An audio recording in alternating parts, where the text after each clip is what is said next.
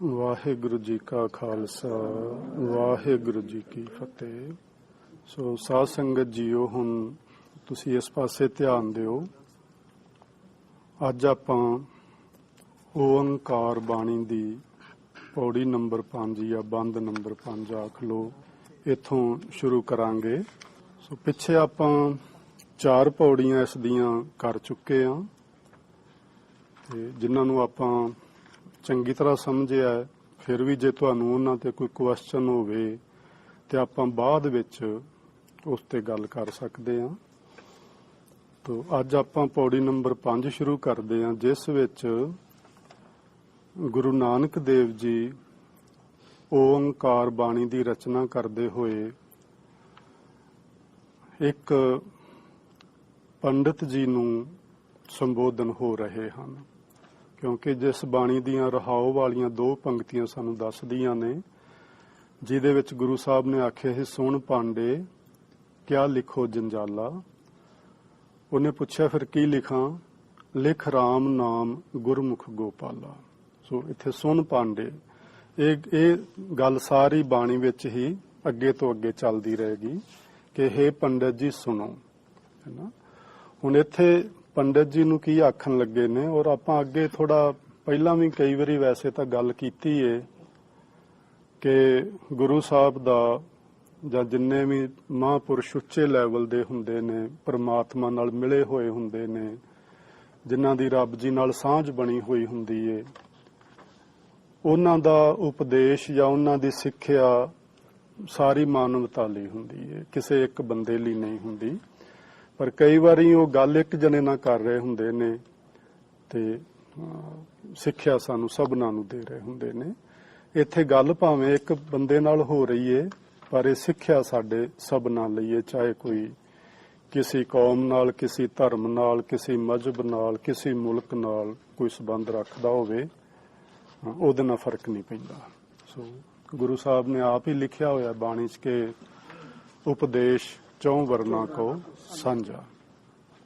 ਸੋ ਇੱਥੇ ਗੱਲ ਸ਼ੁਰੂ ਕਰਦੇ ਨੇ ਗੁਰੂ ਸਾਹਿਬ, ਏਕੋ ਏਕ ਕਹੈ ਸਭ ਕੋਈ। ਕਹਿਣ ਨੂੰ ਅਸੀਂ ਸਾਰੇ ਜਣੇ ਇਹੀ ਕਹਿੰਦੇ ਹਾਂ ਕਿ ਪਰਮਾਤਮਾ ਇੱਕ ਹੀ ਹੈ, ਪਰ ਇਹ ਗੱਲ ਸਿਰਫ ਕਹਿਣ ਮਾਤਰ ਹੈ। ਅਸੀਂ ਮੰਨਿਆ ਨਹੀਂ ਹੈ ਕਿ ਇੱਕ ਹੀ ਹੈ। ਜਿਵੇਂ ਜਿਸ ਪੰਡਿਤ ਜੀ ਨਾਲ ਗੱਲ ਹੋ ਰਹੀ ਹੈ, ਉਹ ਕਹਿ ਤੇ ਰਿਹਾ ਹੈ ਕਿ ਪਰਮਾਤਮਾ ਇੱਕ ਹੈ, ਔਰ ਉਹ ਓਮ ਨਮः ਸ਼ਬਦ ਵੀ ਵਰਤ ਰਿਹਾ ਹੈ, ਔਰ ਉਸ ਨੂੰ ਆਪਣੇ ਵਿਦਿਆਰਥੀਆਂ ਦੀ ਪੱਟੀ ਤੇ ਲਿਖ ਕੇ ਵੀ ਦੇ ਰਿਹਾ ਹੈ, ਉਹਨਾਂ ਨੂੰ ਪੜ੍ਹਾ ਵੀ ਰਿਹਾ ਹੈ, ਪਰ ਅੰਦਰ ਸ਼ਿਵ ਦੀ ਪੂਜਾ ਕਰ ਰਿਹਾ ਹੈ ਨਾ। ਉਸ ਦਾ ਕੋਈ ਉਹਨੇ ਆਕਾਰ ਅੰਦਰ ਬਣਾਇਆ ਹੋਇਆ ਹੈ ਤੇ ਸਿਰ ਉਹਦੇ ਅੱਗੇ ਜਾ ਕੇ ਝੁਕਾਉਂਦਾ ਹੈ, ਲੇਕਿਨ ਬਾਹਰ ਕਹਿ ਰਿਹਾ ਹੈ ਕਿ ਅਸੀਂ ਇੱਕ ਪਰਮਾਤਮਾ ਨੂੰ ਮੰਨਦੇ ਹਾਂ, ਹੈ ਨਾ। ਸੋ ਇਹ 2 ਚੀਜ਼ਾਂ ਵੱਖਰੀਆਂ ਵੱਖਰੀਆਂ ਹੋ ਗਈਆਂ। ਇਸੇ ਤਰ੍ਹਾਂ ਹਿੰਦੂ ਧਰਮ ਦੇ ਅੰਦਰ, ਜਿਵੇਂ ਮੈਨੂੰ ਤੇ ਨਹੀਂ ਪੂਰਾ ਪਤਾ, ਪਰ ਕਹਿੰਦੇ ਨੇ 33 ਕਰੋੜ ਦੇਵੀ ਦੇਵਤੇ ਮੰਨੇ ਜਾਂਦੇ ਨੇ, ਜਾਂ ਇਸ ਤੋਂ ਘੱਟ ਵੱਧ ਹੋਣਗੇ ਥੋੜੇ ਬਾਲੇ, ਪਰ ਬਹੁਤ ਸਾਰੇ ਨੇ। ਪਰ ਜੇ ਸੱਚੀ ਮੁੱਚੀ ਉਹ ਇੱਕ ਰੱਬ ਦੀ ਗੱਲ ਕਰ ਰਹੇ ਨੇ, ਫਿਰ ਬਾਕੀ ਚੀਜ਼ਾਂ ਦੀ ਇਹਨਾਂ ਦੀ ਕੀ ਲੋੜ ਰਹਿ ਜਾਂਦੀ ਹੈ, ਹਨਾ। ਫਿਰ ਇੱਕ ਨਾਲ ਹੀ ਜੁੜੀਏ, ਇੱਕ ਨਾਲ ਜੁੜਨ ਨਾਲ ਇਹ ਸਾਰੇ ਵਿੱਚ ਹੀ ਆ ਜਾਣਗੇ, ਕਿਉਂਕਿ ਉਹਨੇ ਇੱਕ ਨਹੀਂ ਇਹ ਪੈਦਾ ਕੀਤੇ ਨੇ, ਸਾਰੇ ਉਹਦੇ ਵਿੱਚ ਹੀ ਆ ਜਾਣਗੇ। ਸਾਨੂੰ ਵੱਖਰਿਆਂ ਵੱਖਰਿਆਂ ਅੱਗੇ ਸਿਰ ਝੁਕਾਉਣ ਦੀ ਜ਼ਰੂਰਤ ਨਹੀਂ ਰਹੇਗੀ। ਸੋ ਗੱਲ ਇਹ ਆ ਕਿ ਅਸੀਂ ਕੇਵਲ ਪੰਡਿਤ ਜੀ ਵੱਲ ਜਾਂ ਕੇਵਲ ਹਿੰਦੂ ਧਰਮ ਵੱਲ ਧਿਆਨ ਨਹੀਂ ਲਿਜਾਣਾ ਕਿ ਉਹ ਬਹੁਤ ਸਾਰੇ ਦੇਵੀ ਦੇਵਤਿਆਂ ਨੂੰ ਪੂਜਾ ਕਰਦੇ ਨੇ ਜਾਂ ਮੰਨਦੇ ਨੇ, ਪਰ ਨਾਲ ਨਾਲ ਇੱਕ ਰੱਬ ਦੀ ਵੀ ਗੱਲ ਕਰਦੇ ਨੇ। ਜੇ ਅੱਜ ਅਸੀਂ ਆਪਣੇ ਵੱਲ ਹੀ ਝਾਤੀ ਮਾਰੀਏ ਤੇ ਸਾਡਾ ਹਾਲ ਉਸ ਤੋਂ ਵੀ ਮਾੜਾ ਹੈ, ਚੰਗਾ ਨਹੀਂ ਹੈ, ਬਹੁਤ ਮਾੜਾ ਹੈ। ਸਾਨੂੰ ਭਾਵੇਂ ਇੱਕ ਓੰਕਾਰ ਦਾ ਸਿਧਾਂਤ ਗੁਰੂ ਸਾਹਿਬ ਨੇ ਦਿੱਤਾ ਹੋਇਆ ਹੈ, ਪਰ ਉਹ ਇੱਕ ਓੰਕਾਰ ਕਿਤੇ ਪਿਛਾਂ ਹੀ ਰਹਿ ਗਿਆ ਹੈ, ਉਹ ਸਾਡੇ ਤੱਕ ਜਿਵੇਂ ਪਹੁੰਚਿਆ ਹੀ ਨਾ ਹੋਵੇ। ਅੱਜ ਪੰਜਾਬ ਦੇ ਅੰਦਰ ਉਹਨੇ ਪਿੰਡ ਨਹੀਂ ਜਿੰਨੇ ਸਾਧੂਆਂ ਮਹਾਂਪੁਰਸ਼ਾਂ ਦੇ ਡੇਰੇ ਬਣ ਗਏ ਨੇ। ਮੈਂ ਕਿਸੇ ਨੂੰ ਮਾੜਾ ਨਹੀਂ ਕਹਿਣ ਵਾਲਾ, ਪਰ ਭੋਲੇ ਭਾਲੇ ਲੋਕ, ਸਹਿਜ ਸੁਭਾਏ, ਉਹਨਾਂ ਸਾਧੂਆਂ ਦੀ ਇੱਕ ਤਰ੍ਹਾਂ ਨਾਲ ਇਸ ਤਰ੍ਹਾਂ ਹੀ ਪੂਜਾ ਕਰਦੇ ਨੇ ਜਿਵੇਂ ਹਿੰਦੂ ਲੋਕ ਦੇਵੀ ਦੇਵਤਿਆਂ ਦੀ ਪੂਜਾ ਕਰਦੇ ਨੇ।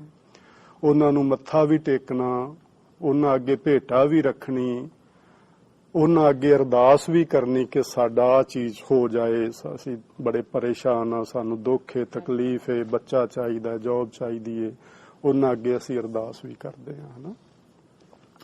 ਸੋ ਇੱਥੋਂ ਅਸੀਂ ਸਮਝ ਸਕਦੇ ਹਾਂ ਕਿ ਸਿੱਖ ਲੋਕ ਵੀ ਕਹਿਣ ਨੂੰ ਇੱਕ ਕਹਿ ਰਹੇ ਨੇ ਕਿ ਪ੍ਰਮਾਤਮਾ ਇੱਕ ਹੀ ਹੈ, ਸਭਨਾ ਜੀਆਂ ਕਾ ਇੱਕ ਦਾਤਾ। ਅਸੀਂ ਰੋਜ਼ ਪੜ੍ਹ ਲੈਂਦੇ ਹਾਂ ਜਪਜੀ ਸਾਹਿਬ ਵਿੱਚੋਂ, ਪਰ ਇੱਕ ਦਾਤੇ ਤੱਕ ਸਾਡੀ ਪਹੁੰਚ ਬਣ ਨਹੀਂ ਪਾ ਰਹੀ ਕਿਉਂਕਿ ਅਸੀਂ ਇਸ ਪਾਸੇ ਧਿਆਨ ਹੀ ਨਹੀਂ ਦਿੰਦੇ।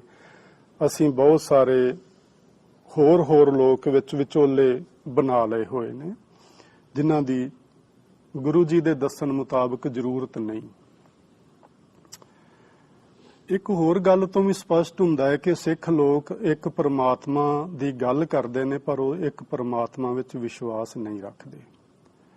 ਤੁਸੀਂ ਵੇਖੋਗੇ ਬਾਹਰ ਅਖਬਾਰਾਂ ਪਈਆਂ ਨੇ ਪੰਜਾਬੀ ਦੀਆਂ, ਤੇ ਉਹਨਾਂ ਪੰਜਾਬੀ ਦੀਆਂ ਅਖਬਾਰਾਂ ਦੇ ਵਿੱਚ ਪੂਰੇ ਪੇਜ ਦੀ ਐਡ ਲੱਗੀ ਏ ਉਹਨਾਂ ਪੀਰਾਂ ਦੀ, ਸਾਧੂਆਂ ਦੀ, ਬਾਬਿਆਂ ਦੀ, ਜਿਹੜੇ ਸਿਰਫ ਫੋਨ ਕਾਲ ਦੇ ਨਾਲ ਹੀ ਤੁਹਾਡੇ ਦੁੱਖ ਦੂਰ ਕਰ ਦੇਣਗੇ ਤੇ ਤੁਹਾਡੇ ਤੋਂ ਪੈਸੇ ਕ੍ਰੈਡਿਟ ਕਾਰਡ ਨਾਲ ਲੈ ਲੈਣਗੇ। ਜਦੋਂ ਤੁਸੀਂ ਕ੍ਰੈਡਿਟ ਕਾਰਡ ਯੂਜ਼ ਕਰਦੇ ਹੋ, ਅੱਧਿਓਂ ਵੱਧ ਦੁੱਖ ਤੇ ਉਦੋਂ ਹੀ ਖਤਮ ਹੋ ਜਾਂਦਾ ਹੈ। ਵੀ ਉਹ ਜੇ 2100 ਕੱਢ ਲਿਆ, ਉਹਨੇ 1100 ਕੱਢ ਲਿਆ ਤੇ ਅੱਧੀ ਬਿਮਾਰੀ ਤੇ ਉਦੋਂ ਹੀ ਚਲੀ ਗਈ। ਬਾਕੀ ਉਹਦੀਆਂ ਗੱਲਾਂ ਨਾਲ ਫਰਕ ਪੈ ਹੀ ਜਾਣਾ ਹੁੰਦਾ ਕਿਉਂਕਿ ਅਗਲੇ ਹਫ਼ਤੇ ਫਿਰ ਉਹਨੇ 1100 ਦਾ ਕਾਰਡ ਮਾਰਨਾ ਹੈ ਨਾ, ਤੇ ਉਹ ਬਿਮਾਰੀ ਚਲੀ ਜਾਂਦੀ ਹੈ। ਇਹ ਗੱਲ ਮੈਂ ਇਸ ਕਰਕੇ ਕੀਤੀ ਹੈ ਕਿ ਅਸੀਂ ਇੱਕ ਰੱਬ ਦੀ ਗੱਲ ਕਰਦੇ ਹਾਂ, ਇੱਕ ਦੇ ਵਿੱਚ ਵਿਸ਼ਵਾਸ ਕਹਿਣ ਮਾਤਰ ਰੱਖਦੇ ਹਾਂ। ਜੇ ਇਹ ਗੱਲ ਸੱਚੀ ਹੈ ਤੇ ਫਿਰ ਅਸੀਂ ਬਾਬਿਆਂ ਕੋਲ ਕਿਉਂ ਜਾਂਦੇ ਹਾਂ? ਇਹਨਾਂ ਬਾਬਿਆਂ ਦੇ ਧਾਗੇ ਤਵੀਤ ਅਸੀਂ ਕਿਉਂ ਜੀਵਨ ਵਿੱਚ ਅਪਣਾਉਂਦੇ ਹਾਂ, ਹਨਾ। ਸਾਡੇ ਸਿੱਖ ਸਮਾਜ ਦੀ ਇੱਕ ਦੁਖਾਂਤ ਹੈ। ਉਹ ਦੁਖਾਂਤ ਇਹ ਆ ਕਿ ਭਾਵੇਂ ਅਸੀਂ ਕਹਿ ਰਹੇ ਹਾਂ ਕਿ ਸਾਡਾ ਸ਼੍ਰੀ ਗੁਰੂ ਗ੍ਰੰਥ ਸਾਹਿਬ ਜੀ ਇੱਕੋ ਇੱਕ ਆਗੂ ਨੇ, ਸਾਡੇ ਗੁਰੂ ਨੇ, ਸਾਡੇ ਸਿੱਖ ਸਮਾਜ ਦੇ ਸੰਚਾਲਕ ਨੇ, ਔਰ ਸਾਨੂੰ ਉਹਨਾਂ ਦੇ ਹੁਕਮ ਵਿੱਚ ਰਹਿਣਾ ਚਾਹੀਦਾ ਹੈ, ਸਾਰਾ ਕੁਝ ਅਸੀਂ ਇਸ ਤਰ੍ਹਾਂ ਕਹਿੰਦੇ ਹਾਂ। ਫਿਰ ਵੀ ਅਸੀਂ ਕਿਤੇ ਨਾ ਕਿਤੇ ਆਪਣੀ ਕੌਮ ਦਾ ਕੋਈ ਆਗੂ ਮਨੁੱਖ ਜਾਮੇ ਵਿੱਚ ਵੀ ਭਾਲਦੇ ਹਾਂ ਕਿ ਸਾਨੂੰ ਮਿਲੇ, ਜਿਹੜਾ ਸਾਡੀ ਸਮੁੱਚੀ ਕੌਮ ਨੂੰ ਕਿਸੇ ਇੱਕ ਰਾਹ ਤੇ ਤੁਰਨ ਦੀ ਪ੍ਰੇਰਨਾ ਕਰੇ। ਤੇ ਪੁਰਾਣੇ ਸਮੇਂ 'ਚ ਤੇ ਇਸ ਤਰ੍ਹਾਂ ਨਹੀਂ ਸੀ, ਪਰ ਅੱਜ ਸਾਡਾ ਧਿਆਨ ਜਿਹੜਾ ਉਹ ਅਕਾਲ ਤਖ਼ਤ ਸਾਹਿਬ ਵੱਲ ਹੁੰਦਾ ਹੈ ਕਿ ਜੋ ਉੱਥੋਂ ਹੁਕਮ ਆਏਗਾ ਅਸੀਂ ਮੰਨ ਲਵਾਂਗੇ। ਤੇ ਜਿਹੜੇ ਉੱਥੋਂ ਹੁਕਮ ਆ ਰਹੇ ਨੇ ਉਹਨਾਂ ਬਾਰੇ ਕਹਿਣ ਦੀ ਜ਼ਰੂਰਤ ਨਹੀਂ, ਤੁਸੀਂ ਸਾਰੇ ਬੜੀ ਚੰਗੀ ਤਰ੍ਹਾਂ ਜਾਣਦੇ ਹੋ। ਔਰ ਜਿੰਨਾ ਕੋ ਸਿੱਖ ਕੌਮ ਉਹਨਾਂ ਹੁਕਮਾਂ ਨੂੰ ਮੰਨ ਰਹੀ ਹੈ ਤੁਸੀਂ ਉਹ ਵੀ ਜਾਣਦੇ ਹੋ। ਸੋ ਉਹਦੇ ਤੇ ਅਸੀਂ ਗੱਲ ਜ਼ਿਆਦਾ ਨਹੀਂ ਕਰਦੇ, ਪਰ ਮੈਂ ਗੱਲ ਇਹ ਕਰਨਾ ਚਾਹੁੰਦਾ ਕਿ ਪਿੱਛੇ ਜਿਹੇ ਇੱਕ ਦਰਬਾਰ ਸਾਹਿਬ ਦੇ ਰਾਗੀ ਸਾਹਿਬ ਨੇ ਆਸ਼ੂਤੋਸ਼ ਦੇ ਡੇਰੇ ਤੇ ਜਾ ਕੇ ਉਹਨੂੰ ਕੋਈ ਨਮਸਕਾਰ ਕੀਤੀ ਜਾਂ ਜੋ ਵੀ। ਉਸ ਬੰਦੇ ਨੂੰ ਸਿੱਖ ਸਮਾਜ ਦੇ ਅੰਦਰ ਮੀਡੀਆ ਰਾਹੀਂ ਚੰਗੀ ਤਰ੍ਹਾਂ ਭੰਡਿਆ ਗਿਆ। ਮੈਂ ਇਹ ਨਹੀਂ ਆਖਣ ਲੱਗਾ ਕਿ ਉਹਨੇ ਗਲਤੀ ਨਹੀਂ ਕੀਤੀ ਜਾਂ ਉਹਨੂੰ ਇਸ ਤਰ੍ਹਾਂ ਕਰਨਾ ਚਾਹੀਦਾ ਸੀ ਜਾਂ ਨਹੀਂ ਸੀ ਕਰਨਾ ਚਾਹੀਦਾ, ਉਹ ਮੇਰਾ ਵਿਸ਼ਾ ਨਹੀਂ। ਮੇਰਾ ਵਿਸ਼ਾ ਸਿਰਫ ਇੰਨਾ ਹੀ ਹੈ ਕਿ ਜਿਹੜੇ ਲੋਕ ਇਹਨਾਂ ਬਾਬਿਆਂ ਦੀ ਪੂਰੇ ਪੇਜ ਦੀ ਐਡ ਦੇ ਰਹੇ ਨੇ ਉਹ ਵੀ ਸਿੱਖ ਨੇ। ਇਹ ਸਾਰੀਆਂ ਅਖਬਾਰਾਂ ਸਿੱਖਾਂ ਦੀਆਂ ਨੇ, ਸਿੱਖਾਂ ਦੇ ਗੁਰਦੁਆਰਿਆਂ ਜਾਂਦੀਆਂ, ਅੱਗੋਂ ਸਿੱਖ ਲਿਜਾ ਕੇ ਇਹਨਾਂ ਨੂੰ ਪੜ੍ਹਦੇ ਨੇ। ਕਿ ਉਹਨਾਂ ਸਾਡੇ ਕੌਮ ਦੇ ਆਗੂਆਂ ਦਾ ਕਦੀ ਧਿਆਨ ਨਹੀਂ ਗਿਆ ਇਸ ਪਾਸੇ ਕਿ ਇਹਨਾਂ ਬੰਦਿਆਂ ਨੂੰ ਫੜ ਕੇ ਉੱਥੇ ਅਕਾਲ ਤਖ਼ਤ ਤੇ ਪੇਸ਼ ਕੀਤਾ ਜਾਏ ਤੇ ਆਖਿਆ ਜਾਏ ਕਿ ਤੁਸੀਂ ਕੌਣ ਹੋ ਇਹ ਐਡ ਦੇਣ ਵਾਲੇ ਪੰਜਾਬੀ ਅਖਬਾਰਾਂ 'ਚ, ਇਹਨੂੰ ਬੰਦ ਕਰੋ, ਹੈ ਨਾ। ਪਰ ਇਸ ਪਾਸੇ ਕਿਸੇ ਦਾ ਧਿਆਨ ਨਹੀਂ। ਇੱਕ ਗੁਰਦੁਆਰੇ ਦਾ ਸੇਵਾਦਾਰ ਜਰਾ ਜਿੰਨੀ ਗਲਤੀ ਕਰੇ, ਮੈਂ ਨਹੀਂ ਕਹਿੰਦਾ ਵੀ ਉਹਨੂੰ ਗਲਤੀ ਕਰਨੀ ਜਾਇਜ਼ ਏ, ਨਹੀਂ ਕਰਨੀ ਚਾਹੀਦੀ, ਬਿਲਕੁਲ ਨਹੀਂ ਕਰਨੀ ਚਾਹੀਦੀ, ਉਹ ਸਜ਼ਾ ਦਾ ਹੱਕਦਾਰ ਹੈ ਜੇ ਕਰੇ, ਪਰ ਅਸੀਂ ਪੂਰੀ ਦੁਨੀਆ ਉਹਦੇ ਪਿੱਛੇ ਪੈ ਜਾਂਦੇ ਆ।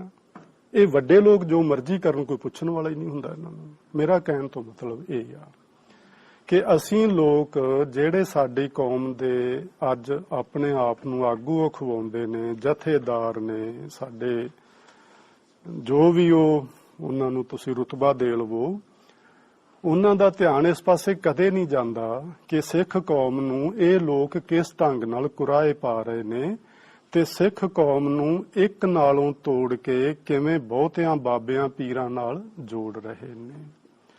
ਸੋ ਇਸ ਪਾਸੇ ਸਾਨੂੰ ਸਭਨਾਂ ਨੂੰ ਹੀ ਧਿਆਨ ਦੇਣਾ ਚਾਹੀਦਾ ਹੈ, ਮੈਨੂੰ ਵੀ, ਤੁਹਾਨੂੰ ਵੀ, ਤੇ ਉਹਨਾਂ ਵੱਡੇ ਆਗੂਆਂ ਨੂੰ ਵੀ ਜਿਹੜੇ ਉੱਥੋਂ ਬਹਿ ਕੇ ਹੁਕਮ ਜਾਰੀ ਕਰਦੇ ਨੇ।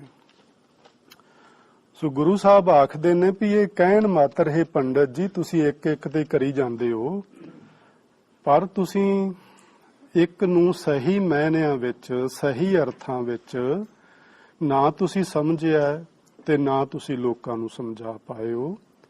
ਹਉਮੈ ਗਰਭ ਵਿਆਪੈ, ਇਹ ਜੋ ਤੁਸੀਂ ਕਰ ਰਹੇ ਹੋ, ਹਉਮੈ ਤੇ ਗਰਭ, ਇਹ ਦੋਵੇਂ ਸ਼ਬਦ ਸਮਾਰਥਿਕ ਸ਼ਬਦ ਨੇ। ਤੈਨੂੰ ਅਸੀਂ ਇਸ ਤਰ੍ਹਾਂ ਕਹਿ ਸਕਦੇ ਹਾਂ ਵੀ ਜਿਵੇਂ ਕਿਸੇ ਦਾ ਨਹੀਂ, ਕਿਸੇ ਚੀਜ਼ ਦਾ ਗਲਬਾ ਪਿਆ ਹੁੰਦਾ ਬੰਦੇ ਦੇ ਉੱਤੇ, ਜ਼ੋਰ ਪਿਆ ਹੁੰਦਾ ਹੈ ਤੇ ਉਸ ਗਲਬੇ ਦੇ ਕਾਰਨ ਉਹਨੂੰ ਕੋਈ ਸੁੱਝਦਾ ਹੀ ਨਹੀਂ। ਭਈ ਜਿਵੇਂ ਸਾਡੇ ਆਗੂਆਂ ਤੇ ਅੱਜ ਕਿਸੇ ਸਰਕਾਰ ਦਾ ਦਬਾਅ ਬਣਿਆ ਹੋਇਆ, ਜ਼ੋਰ ਬਣਿਆ ਹੋਇਆ, ਉਹਦਾ ਗਲਬਾ ਪਿਆ ਹੋਇਆ ਹੈ, ਉਹਦੇ ਕਾਰਨ ਉਹਨਾਂ ਲੋਕਾਂ ਨੂੰ ਕੋਈ ਸੁੱਝਦਾ ਹੀ ਨਹੀਂ ਵੀ ਕਰੀਏ ਕੀ। ਉਹਨਾਂ ਨੂੰ ਗੁਰਬਾਣੀ ਭੁੱਲ ਹੀ ਗਈ ਹੈ ਵੀ ਗੁਰਮਤ ਕੀ ਕਹਿ ਰਹੀ ਹੈ, ਗੁਰਬਾਣੀ ਕੀ ਆਖ ਰਹੀ ਹੈ, ਗੁਰੂ ਸਾਡਾ ਕੀ ਆਖਦਾ ਹੈ। ਉਹ ਗੱਲ ਬਹੁਤ ਕਿਤੇ ਪਿੱਛੇ ਰਹਿ ਗਈ ਹੈ। ਸੋ ਉਹ ਗਲਬਾ ਪੈ ਜਾਂਦਾ ਜਦੋਂ ਕਿਸੇ ਤਕੜੇ ਬੰਦੇ ਦਾ, ਉਦੋਂ ਫਿਰ ਸਾਡੇ ਵਿੱਚ ਹਿੰਮਤ ਨਹੀਂ ਰਹਿੰਦੀ ਕਿ ਅਸੀਂ ਠੀਕ ਗੱਲ ਆਪਣੇ ਮੁਖ ਤੋਂ ਕਹਿ ਪਾਈਏ। ਪਰ ਬਹੁਤ ਥੋੜੇ ਥੋੜੇ ਲੋਕ ਹੁੰਦੇ ਨੇ ਜਿਹੜੇ ਸੱਚ ਬੋਲਣ ਤੋਂ ਸੰਕੋਚ ਨਹੀਂ ਕਰਦੇ। ਪਿੱਛੇ ਜੇ ਇੱਕ ਅਰਦਾਸ ਕਰਨ ਵਾਲੇ ਸਿੰਘ ਨੇ ਜਿਹਦਾ ਨਾਮ ਬਲਬੀਰ ਸਿੰਘ ਕਰਕੇ ਲਿਆ ਜਾਂਦਾ ਹੈ, ਉਹਨੇ ਜ਼ਾਹਰਾ ਤੌਰ ਤੇ ਆਖ ਦਿੱਤਾ ਕਿ ਮੈਂ ਆਹ ਮਨਮਤ ਨਹੀਂ ਕਰ ਸਕਦਾ ਕਿਸੇ ਨੂੰ ਸਿਰੋਂ ਪਾਓ ਭੇਟਾ ਕਰਨ ਵਾਲੀ, ਤੇ ਯੋਗ ਨਹੀਂ ਇਸ ਸਨਮਾਨ ਦੇ। ਸੋ ਇਸ ਤਰ੍ਹਾਂ ਦੇ ਵਿਰਲੇ ਲੋਕ ਹੁੰਦੇ ਨੇ ਜਿਨ੍ਹਾਂ ਉੱਤੇ ਹਉਮੈ ਦਾ ਗਲਬਾ ਨਹੀਂ ਪਿਆ ਹੁੰਦਾ, ਪਰ ਸਾਡੇ ਸਭਨਾਂ ਉੱਤੇ ਹਉਮੈ ਦਾ ਜਿਹੜਾ ਗਲਬਾ ਪਿਆ ਹੋਇਆ ਹੈ, ਜ਼ੋਰ ਪਿਆ ਹੋਇਆ ਹੈ। ਅਸੀਂ ਹੁਣੇ ਹੀ ਆਪਣੇ ਹੋਮਵਰਕ ਵਿੱਚ ਗੱਲ ਕਰਦੇ ਸਾਂ ਕਿ ਹਉਮੈ ਤੋਂ ਕਿਵੇਂ ਬਚਿਆ ਜਾਏ। ਸੱਚਮੁੱਚ ਇਸ ਤੋਂ ਬਚਣਾ ਬੜਾ ਹੀ ਮੁਸ਼ਕਿਲ ਹੈ। ਔਰ ਮੈਂ ਕਈ ਵਾਰੀ ਇਹ ਵੀ ਅੰਦਾਜ਼ਾ ਲਗਾਇਆ, ਕਿਉਂਕਿ ਮੇਰਾ ਸੰਬੰਧ ਜਿਹੜਾ ਜ਼ਿਆਦਾਤਰ ਧਾਰਮਿਕ ਖਿਆਲਾਂ ਦੇ ਲੋਕਾਂ ਨਾਲ ਬਣਦਾ ਹੈ, ਤੇ ਜਿੰਨੇ ਧਾਰਮਿਕ ਲੋਕ ਹਉਮੈ ਵਿੱਚ ਨੇ ਸ਼ਾਇਦ ਆਮ ਪਬਲਿਕ ਉਨੀ ਹਉਮੈ ਚ ਨਹੀਂ ਹੁੰਦੀ। ਸੋ ਇਹ ਗੁਰੂ ਸਾਹਿਬ ਪੰਡਿਤ ਨੂੰ ਸਾਹਮਣੇ ਰੱਖ ਕੇ ਗੱਲ ਕਰਦੇ ਨੇ, ਪਰ ਸਾਡੇ ਸਾਰਿਆਂ ਨਾਲ ਗੱਲ ਕਰਨਾ ਚਾਹੁੰਦੇ ਨੇ ਵੀ ਤੁਸੀਂ ਕੇਵਲ ਕਹਿਣ ਨੂੰ ਹੀ ਕਹੀ ਜਾ ਰਹੇ ਹੋ ਇੱਕ ਪਰਮਾਤਮਾ, ਇੱਕ ਪਰਮਾਤਮਾ, ਤੁਸੀਂ ਮੰਨ ਨਹੀਂ ਰਹੇ। ਤੇ ਇਹਦਾ ਕਾਰਨ ਹੈ ਕਿ ਤੁਹਾਡੇ ਤੇ ਹਉਮੈ ਦਾ ਗਲਬਾ ਪਿਆ ਹੋਇਆ ਹੈ ਤੇ ਤੁਹਾਡੀ ਆਪਣੀ ਹਉਮੈ ਹੀ ਤੁਹਾਨੂੰ ਇੱਕ ਨਾਲ ਨਹੀਂ ਜੁੜਨ ਦਿੰਦੀ, ਹੈ ਨਾ। ਮੈਂ ਤੁਸੀਂ ਹਰ ਵਕਤ ਕਰਦੇ ਹੋ। ਜੇ ਗੁਰਦੁਆਰੇ ਕਿਸੇ ਸੇਵਾ ਕਰ ਲਈ ਤੇ ਉਹਨੇ ਡੋਂਡੀ ਪਿੱਟੀ ਜਾਣੀ, ਮੈਂ ਸੇਵਾ ਕੀਤੀ ਹੈ। ਉਹ ਭਲਿਆ ਤੂੰ ਸ਼ੁਕਰ ਕਰ, ਰੱਬ ਨੇ ਤੈਨੂੰ ਸਮਾਂ ਦਿੱਤਾ, ਤੇਰੇ ਤੋਂ ਕਰਵਾ ਲਈ ਹੈ, ਲੋਕਾਂ ਨੂੰ ਦੱਸਣ ਦੀ ਕੀ ਲੋੜ ਪਈ ਹੈ। ਇਹ ਸਾਰੀ ਹਉਮੈ ਆ ਤੇ ਇਸ ਤੋਂ ਗੁਰੂ ਸਾਹਿਬ ਬਚਣ ਲਈ ਸਾਨੂੰ ਪ੍ਰੇਰਨਾ ਕਰ ਰਹੇ ਨੇ ਤੇ ਦੱਸਦੇ ਨੇ ਕਿ ਜੇਕਰ ਅੰਤਰ ਬਾਹਰ ਏਕ ਪਛਾਣੈ, ਇਉਂ ਘਰ ਮਹਿਲ ਸਿੰਜਾਪੈ। ਜੇਕਰ ਇਹ ਬੰਦਾ ਜਿਹੜਾ ਇੱਕ ਦੀ ਗੱਲ ਤੇ ਕਰ ਰਿਹਾ ਹੈ ਪਰ ਇੱਕ ਨੂੰ ਜੀਵਨ ਵਿੱਚ ਧਾਰਨ ਨਹੀਂ ਕਰਦਾ, ਜੇ ਦੁੱਖ ਸੁੱਖ ਹੈ ਤੇ ਇਹ ਹੋਰ ਬਾਬਿਆਂ ਪੀਰਾਂ ਕੋਲ ਭੱਜਦਾ ਹੈ, ਸਾਧਾਂ ਕੋਲ ਭੱਜਦਾ ਹੈ, ਹੋਰ ਲੋਕਾਂ ਵੱਲੇ ਧਿਆਨ ਲਿਜਾਂਦਾ ਹੈ, ਇਹੋ ਹੀ ਬੰਦਾ ਅੰਤਰ ਬਾਹਰ, ਆਪਣੇ ਅੰਦਰ ਤੇ ਆਪਣੇ ਬਾਹਰ, ਯਾਨੀ ਅੰਤਰ ਆਤਮੇ ਵੀ ਤੇ ਦੁਨੀਆ ਵਿੱਚ ਬਾਹਰ ਵਿਚਰਦਾ ਹੋਇਆ ਵੀ ਏਕ ਪਛਾਣੈ, ਇੱਕ ਵਾਹਿਗੁਰੂ ਜੀ ਨੂੰ ਆਪਣੇ ਜੀਵਨ ਵਿੱਚ ਪਹਿਚਾਨ ਲਵੇ ਤੇ ਫਿਰ ਕੀ ਹੋਏਗਾ। ਇਉਂ ਘਰ ਮਹਿਲ ਸਿੰਜਾਪੈ। ਘਰ ਤੇ ਮਹਿਲ ਦੋ ਸ਼ਬਦ ਜਿਹੜੇ ਨੇ, ਨਿਜ ਘਰ ਵੀ ਆਖਦੇ ਨੇ ਇਸ ਨੂੰ, ਤੇ ਮਹਿਲ ਦਾ ਅਰਥ ਟਿਕਾਣਾ ਵੀ ਹੁੰਦਾ ਹੈ। ਉਹ ਘਰ ਉਹ ਟਿਕਾਣਾ ਸਿੰਜਾਪੈ। ਇਹ ਨਿਆਂ ਸ਼ਬਦ ਹੈ, ਤੁਸੀਂ ਇਹਦੇ ਵੱਲ ਧਿਆਨ ਦੇਣਾ। ਇਹਦੇ ਵੱਲ ਨਾ ਥੋੜਾ ਨੰਗਾ ਤੇ ਨਿਆਂ, ਇਹ ਦੋ ਸ਼ਬਦ ਇਹੋ ਜਿਹੇ ਨੇ ਜਿਹੜੇ ਬੜੇ ਘੱਟ ਅਸੀਂ ਆਪਣੀ ਰੋਜ਼ਮਰਾ ਦੀ ਜ਼ਿੰਦਗੀ 'ਚ ਵਰਤਦੇ ਹਾਂ, ਤੇ ਇਹ ਸਾਰੇ ਜਣਿਆਂ ਨੂੰ ਉਚਾਰਨ ਨਹੀਂ ਕਰਨੇ ਆਉਂਦੇ, ਤੇ ਇਹਦਾ ਥੋੜਾ ਜਿਹਾ ਅਭਿਆਸ ਕਰੋਗੇ ਤੇ ਹੋ ਜਾਏਗਾ। ਸਿੰਜਾਪੈ ਤੋਂ ਮਤਲਬ ਹੈ ਪਹਿਚਾਨ ਲਿਆ ਜਾਂਦਾ ਹੈ, ਸਮਝ ਆ ਜਾਂਦੀ ਹੈ, ਪਹਿਚਾਣਿਆ ਜਾਂਦਾ ਹੈ ਜਾਂ ਪ੍ਰਾਪਤ ਹੋ ਜਾਂਦਾ ਹੈ। ਜਿਹੜਾ ਮਨੁੱਖ ਕੇਵਲ ਇੱਕ ਪਰਮਾਤਮਾ ਦੀ ਗੱਲ ਹੀ ਕਰਦਾ ਹੈ, ਪਰ ਇੱਕ ਪਰਮਾਤਮਾ ਨੂੰ ਜੀਵਨ ਵਿੱਚ ਅਪਣਾਉਂਦਾ ਨਹੀਂ, ਉਹ ਮਾਨੋ ਹਉਮੈ ਦੀ ਬਿਮਾਰੀ ਦਾ ਗ੍ਰਸਿਆ ਹੋਇਆ, ਉਹਦੇ ਉੱਤੇ ਉਹਦਾ ਜ਼ੋਰ ਪਿਆ ਹੋਇਆ ਹੈ। ਪਰ ਇਹ ਨਹੀਂ ਕਿ ਜਿਵੇਂ ਉੱਥੇ ਦੱਸਿਆ ਨਾ ਆਸਾ ਦੀ ਵਾਰ ਵਿੱਚ ਕਿ ਹਉਮੈ ਦੀਰਘ ਰੋਗ ਹੈ, ਦਾਰੂ ਪੀਏ ਸਮਾਹੇ। ਭਾਵੇਂ ਬੜਾ ਵੱਡਾ ਖਤਰਨਾਕ ਰੋਗ ਹੈ, ਪਰ ਇਹਦਾ ਮਤਲਬ ਇਹ ਨਹੀਂ ਕਿ ਇਹਦੇ ਤੋਂ ਬਚਿਆ ਨਹੀਂ ਜਾ ਸਕਦਾ ਜਾਂ ਇਹਦੇ ਤੋਂ ਕੋਈ ਬਚਾਅ ਦਾ ਤਰੀਕਾ ਨਹੀਂ, ਇਹ ਗੱਲ ਨਹੀਂ ਹੈ। ਰੋਗ ਬਹੁਤ ਭਿਆਨਕ ਹੈ, ਜਿਹਨੂੰ ਲੱਗ ਜਾਏ ਕਈ ਜਨਮ ਨਹੀਂ ਉਤਰਦਾ, ਪਰ ਇਹਦਾ ਮਤਲਬ ਇਹ ਨਹੀਂ ਕਿ ਉਤਰਦਾ ਹੀ ਨਹੀਂ, ਲੱਥ ਸਕਦਾ ਹੈ, ਖਤਮ ਹੋ ਸਕਦਾ ਹੈ। ਕਿਵੇਂ? ਅੰਤਰ ਬਾਹਰ ਇੱਕ ਪਛਾਣਾ। ਇੱਥੇ ਉਹ ਸਾਨੂੰ ਜਵਾਬ ਹੀ ਦੇਤਾ ਗੁਰੂ ਜੀ ਨੇ ਸਾਡੇ ਸਾਰੇ, ਉਹ ਜੋ ਅਸੀਂ ਪਿੱਛੇ ਗੱਲਬਾਤ ਕਰ ਰਹੇ ਸਾਂ ਕਿ ਜੇ ਤੁਸੀਂ ਪਰਮਾਤਮਾ ਨੂੰ ਪਹਿਚਾਨਣ ਲੱਗ ਪਓ, ਜਿਵੇਂ ਵੀਰ ਜੀ ਕਹਿ ਰਹੇ ਸਨ ਕਿ ਜੇ ਇਸ ਤਰ੍ਹਾਂ ਮੰਨ ਲਿਆ ਜਾਏ, ਅੰਦਰ ਮਹਿਸੂਸ ਕਰ ਲਿਆ ਜਾਏ ਕਿ ਹਰ ਚੀਜ਼ ਪਰਮਾਤਮਾ ਦੇ ਹੁਕਮ ਵਿੱਚ ਹੋ ਰਹੀ ਹੈ, ਤੇ ਫਿਰ ਹਉਮੈ ਕਾਫੀ ਹੱਦ ਤੱਕ ਪਰੇ ਹਟ ਜਾਏਗੀ, ਸਾਨੂੰ ਪਰੇਸ਼ਾਨ ਨਹੀਂ ਕਰੇਗੀ। ਜੇ ਇਸ ਤਰ੍ਹਾਂ ਪਹਿਚਾਨ ਲਿਆ ਜਾਏ ਅੰਦਰ ਬਾਹਰ ਇੱਕ ਅਕਾਲ ਪੁਰਖ ਜੀ ਨੂੰ, ਤੇ ਫਿਰ ਸਾਨੂੰ ਆਪਣਾ ਨਿੱਜ ਘਰ, ਨਿੱਜ ਟਿਕਾਣਾ ਦਿਸ ਪਵੇਗਾ, ਪਹਿਚਾਨ ਵਿੱਚ ਆ ਜਾਏਗਾ ਕਿ ਸਾਡਾ ਅਸਲੀ ਟਿਕਾਣਾ ਕਿਹੜਾ ਹੈ। ਸੋ ਇਹ ਜਿਹੜਾ ਅਸਲੀ ਟਿਕਾਣਾ ਹੈ, ਇੱਕ ਉੱਚੀ ਆਤਮਿਕ ਅਵਸਥਾ ਹੈ। ਉੱਚੀ ਆਤਮਿਕ ਅਵਸਥਾ ਤੋਂ ਮੇਰਾ ਮਤਲਬ ਹੈ ਕਿ ਜਿਹੜੇ ਮਹਾਂਪੁਰਸ਼ ਹੁੰਦੇ ਨੇ, ਜਿਸ ਤਰ੍ਹਾਂ ਦੇ ਗੁਰੂ ਸਾਹਿਬ ਸਨ, ਜਾਂ ਜਿਹੜੇ ਮਹਾਂਪੁਰਸ਼ਾਂ ਦੀ ਪਵਿੱਤਰ ਬਾਣੀ ਗੁਰੂ ਗ੍ਰੰਥ ਸਾਹਿਬ ਜੀ ਵਿੱਚ ਦਰਜ ਹੈ, ਇਸ ਲੈਵਲ ਦੇ ਜਿਹੜੇ ਮਹਾਂਪੁਰਸ਼ ਹੁੰਦੇ ਨੇ, ਗੁਰੂ ਜਨ ਹੁੰਦੇ ਨੇ, ਜਿਸ ਅਵਸਥਾ ਵਿੱਚ ਉਹ ਵਿਚਰਦੇ ਨੇ, ਉਸ ਅਵਸਥਾ ਨੂੰ ਨਿੱਜ ਘਰ ਆਖੀਦਾ ਹੈ, ਉਸ ਅਵਸਥਾ ਨੂੰ ਮਹਿਲ ਆਖੀਦਾ ਹੈ, ਉਸ ਅਵਸਥਾ ਨੂੰ ਤੁਰਿਆ ਪਦ ਆਖੀਦਾ, ਉਸ ਨੂੰ ਚੌਥਾ ਪਦ ਆਖੀਦਾ ਹੈ, ਉਸ ਨੂੰ ਬੇਗਮਪੁਰਾ ਆਖੀਦਾ ਹੈ, ਉਸ ਨੂੰ 10ਵਾਂ ਦਵਾਰ ਆਖੀਦਾ। ਬਹੁਤ ਸਾਰੇ ਨਾਂ ਗੁਰਬਾਣੀ 'ਚ ਦਿੱਤੇ ਗਏ ਨੇ। ਸੋ ਉਸ ਘਰ ਦੀ ਪਹਿਚਾਣ ਹੋ ਜਾਂਦੀ ਹੈ। ਹੁਣ ਸਤਿਗੁਰੂ ਜੀ ਦੱਸਦੇ ਨੇ ਕਿ ਪ੍ਰਭ ਨੇੜੈ ਹਰ ਦੂਰ ਨਾ ਜਾਣੋ। ਪ੍ਰਭੂ ਇੰਨਾ ਨੇੜੇ ਹੈ ਕਿ ਇੰਨੀ ਨੇੜੇ ਹੋਰ ਕੋਈ ਵਸਤੂ ਨਹੀਂ, ਹੋਰ ਕੋਈ ਪਦਾਰਥ ਨਹੀਂ, ਹੋਰ ਕੋਈ ਵਿਚਾਰ ਨਹੀਂ, ਹੋਰ ਕੋਈ ਸਮਝ ਨਹੀਂ, ਕੁਛ ਵੀ ਇੰਨਾ ਨੇੜੇ ਨਹੀਂ ਜਿੰਨਾ ਪ੍ਰਭੂ ਜੀ ਨੇੜੇ ਹਨ। ਸੋ ਗੁਰੂ ਅਰਜਨ ਦੇਵ ਮਹਾਰਾਜ ਜੀ ਨੇ ਇਹ ਗੱਲ ਸਾਨੂੰ ਸਮਝਾਈ ਸੀ ਕਿ ਸੋ ਅੰਤਰ ਸੋ ਬਾਹਰ ਅਨੰਤ। ਉਹ ਅਨੰਤ ਵਾਹਿਗੁਰੂ ਜੀ ਜੋ ਸਾਡੇ ਅੰਦਰ ਏ, ਉਹ ਹੀ ਸਾਡੇ ਬਾਹਰ ਏ।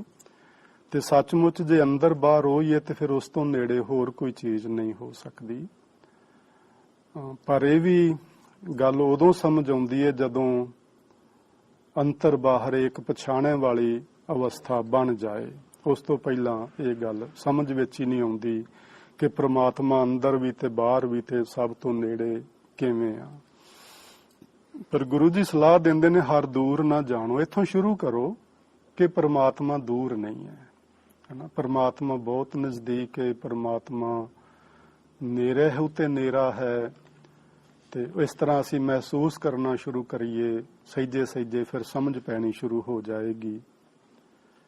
ਏਕੋ ਸ੍ਰਿਸ਼ਟ ਸਬਾਈ, ਸਬਾਈ ਮੈਨੇ ਸਾਰੀ ਸ੍ਰਿਸ਼ਟੀ ਵਿੱਚ ਇੱਕੋ ਇੱਕ ਪ੍ਰਮਾਤਮਾ ਹੀ ਰਮਿਆ ਹੋਇਆ ਹੈ। ਸੋ ਜਦੋਂ ਅਸੀਂ ਇਹ ਗੱਲ ਸਮਝਣੀ ਸ਼ੁਰੂ ਕਰ ਦਾਂਗੇ ਤੇ ਫਿਰ ਗੁਰੂ ਅਰਜਨ ਦੇਵ ਮਹਾਰਾਜ ਜੀ ਦਾ ਬਚਨ ਉਹ ਸਾਡੇ ਸਾਹਮਣੇ ਗੁਰੂ ਮਹਾਰਾਜ ਨੇ ਲਿਖਿਆ, ਨੈਣੋ ਦੇਖਿਓ ਚਲਤ ਤਮਾਸ਼ਾ, ਸਭ ਹੂੰ ਦੂਰ ਸਭ ਹੂੰ ਤੇ ਨੇਰਾ, ਅਗੰਮ ਅਗੰਮ ਘਟ ਵਾਸਾ। ਸਤਿਗੁਰੂ ਆਖਦੇ ਨੇ ਕਿ ਮੈਂ ਆਪਣੀਆਂ ਅੱਖਾਂ ਨਾਲ ਇੱਕ ਵਾਹਿਗੁਰੂ ਜੀ ਦਾ ਕੌਤਕ ਵੇਖਿਆ। ਉਹ ਕੌਤਕ ਕੀ ਏ, ਸਭ ਹੂੰ ਦੂਰ ਸਭ ਹੂੰ ਤੇ ਨੇੜੇ। ਜਿਹੜੇ ਬੰਦੇ ਉਸ ਨੂੰ ਪਹਿਚਾਣਦੇ ਨਹੀਂ ਉਹਨਾਂ ਲਈ ਤੇ ਉਹ ਕਿਤੇ ਸਤਵੇਂ ਆਕਾਸ਼ ਵਿੱਚ ਰਹਿੰਦਾ ਹੋਣਾ ਹੈ, ਤੇ ਜਾਂ ਕਿਸੇ ਸੱਚਖੰਡ ਜਿਹੜਾ ਆਪਾਂ ਸਿੱਖ ਲੋਕਾਂ ਨੇ ਵੀ ਬਣਾਇਆ ਕਿਤੇ ਉੱਤੇ ਹੋਣਾ ਹੈ ਸੱਚਖੰਡ, ਉਹਦੇ ਵਿੱਚ ਰਹਿੰਦਾ ਹੋਣਾ, ਵੀ ਥੱਲੇ ਤਾਂ ਕਿਤੇ ਉਹ ਆਇਆ ਹੀ ਨਹੀਂ ਵਿਚਾਰਾ। ਸਭ ਹੂੰ ਦੂਰ, ਉਹ ਇਹੋ ਜਿਹੇ ਲੋਕ ਜਿਹੜੇ ਉਹਨੂੰ ਪਹਿਚਾਣਦੇ ਨਹੀਂ, ਜਿਹੜੇ ਉਹਨੂੰ ਸਮਝਦੇ ਨਹੀਂ, ਉਹਨਾਂ ਲਈ ਉਹ ਬੜੀ ਦੂਰ ਕਿਤੇ ਰਹਿੰਦਾ ਹੈ। ਤੇ ਅਸੀਂ ਇਸ ਤਰ੍ਹਾਂ ਵੀ ਆਖ ਸਕਦੇ ਹਾਂ ਕਿ ਜਦੋਂ ਅਸੀਂ ਉਹਨੂੰ ਨਿਰਗੁਣ ਰੂਪ ਵਿੱਚ ਵੇਖਣਾ ਲੋੜਦੇ ਹਾਂ ਜਾਂ ਚਾਹੁੰਦੇ ਹਾਂ ਤੇ ਫਿਰ ਲੱਗਦਾ ਕਿ ਪਤਾ ਨਹੀਂ ਉਹ ਕਿੱਥੇ ਆ, ਸਾਨੂੰ ਨਹੀਂ, ਸਾਡੀ ਸਮਝ ਤੋਂ ਬਾਹਰ ਹੈ। ਪਰ ਜਦੋਂ ਉਹਨੂੰ ਗੁਰੂ ਅਮਰਦਾਸ ਮਹਾਰਾਜ ਦੇ ਬਚਨਾਂ ਰਾਹੀਂ ਆਪਾਂ ਵੇਖਾਂਗੇ ਕਿ ਇਹ ਵਿਸ ਸੰਸਾਰ ਤੁਮ ਦੇਖਦੇ, ਇਹ ਹਰ ਕਾ ਰੂਪ ਹੈ, ਵੀ ਆ ਹੀ ਹਰੀ ਦਾ ਰੂਪ ਹੈ, ਸਰਗੁਣ ਰੂਪ ਉਹਦਾ ਸਾਡੇ ਸਾਹਮਣੇ ਮੌਜੂਦ ਹੈ, ਫਿਰ ਉਹ ਨੇੜੇ ਨਜ਼ਰ ਆਉਣਾ ਸ਼ੁਰੂ ਹੋ ਜਾਏਗਾ। ਇਸ ਤਰ੍ਹਾਂ ਸਾਡੀ ਆਪਣੀ ਹੀ ਆਤਮਿਕ ਅਵਸਥਾ ਹੈ, ਜਦੋਂ ਅਸੀਂ ਰੱਬ ਜੀ ਦੇ ਨਾਲ ਸਾਡੀ ਜਾਣ ਪਹਿਚਾਣ ਨਹੀਂ ਬਣੀ ਤੇ ਸਾਨੂੰ ਦੂਰ ਲੱਗਦਾ ਹੈ। ਸਾਡੀ ਆਪਣੀ ਹੀ ਆਤਮਿਕ ਅਵਸਥਾ ਜੋ ਗੁਰੂ ਦੀ ਬਾਣੀ ਰਾਹੀਂ ਬਣਦੀ ਏ, ਜੇ ਉਹ ਬਣ ਜਾਏ ਤੇ ਫਿਰ ਉਹ ਸਭ ਤੋਂ ਨੇੜੇ ਨਜ਼ਰ ਆਉਣਾ ਸ਼ੁਰੂ ਹੋ ਜਾਂਦਾ। ਫਿਰ ਉਸ ਅਪਹੁੰਚ ਵਾਹਿਗੁਰੂ ਜੀ ਦਾ ਘਟ ਘਟ ਵਿੱਚ ਵਾਸਾ ਨਜ਼ਰ ਆਉਣਾ ਸ਼ੁਰੂ ਹੋ ਜਾਂਦਾ ਹੈ। ਸੋ ਸਾਰੀ ਸ੍ਰਿਸ਼ਟੀ ਵਿੱਚ ਉਹ ਪਰਮਾਤਮਾ ਵਸਿਆ ਹੋਇਆ ਨਜ਼ਰ ਆਉਂਦਾ ਹੈ। ਏਕ ਓੰਕਾਰ ਅਵਰ ਨਹੀਂ ਦੂਜਾ, ਨਾਨਕ ਏਕ ਸਮਾਈ। ਪਰਮਾਤਮਾ ਜਿਹਨੂੰ ਗੁਰੂ ਸਾਹਿਬ ਨੇ ਬਾਣੀ ਵਿੱਚ ਆਖਿਆ, ਸਾਹਿਬ ਮੇਰਾ ਏਕੋ ਹੈ ਭਾਈ ਏਕੋ ਹੈ, ਉਹ ਇੱਕ ਜਿਹੜਾ ਏਕ ਓੰਕਾਰ ਹੈ ਨਾ, ਅਵਰ ਨਹੀਂ ਦੂਜਾ, ਮੇਰੇ ਲਈ ਹੋਰ ਕੋਈ ਦੂਜਾ ਉਹਦੀ ਜਗ੍ਹਾ ਨਹੀਂ ਲੈ ਸਕਦਾ। ਨਾਨਕ ਏਕ ਸਮਾਈ, ਇੱਕੋ ਇੱਕ ਅਕਾਲ ਪੁਰਖ ਵਾਹਿਗੁਰੂ ਸਾਰੀ ਸ੍ਰਿਸ਼ਟੀ ਦੇ ਅੰਦਰ ਸਮਾਇਆ ਹੋਇਆ ਹੈ, ਮੌਜੂਦ ਹੈ। ਸੋ ਅੱਜ ਅਗਲਾ ਪ੍ਰੋਗਰਾਮ ਵੀ ਹੈਗਾ, ਇਸ ਲਈ ਮੈਂ ਇੱਥੇ ਸਮਾਪਤੀ ਕਰਾਂਗਾ। 3:03 ਹੋ ਗਏ ਨੇ। ਸੋ ਵੀਰ ਜੀ ਕਹਿ ਰਹੇ ਸੀ ਕਿ 1-2 ਮਿੰਟ ਦੀ ਕੋਈ ਗੱਲ ਨਹੀਂ, ਜੇ ਉੱਤੇ ਹੋ ਜਾਣ 3 ਤੋਂ।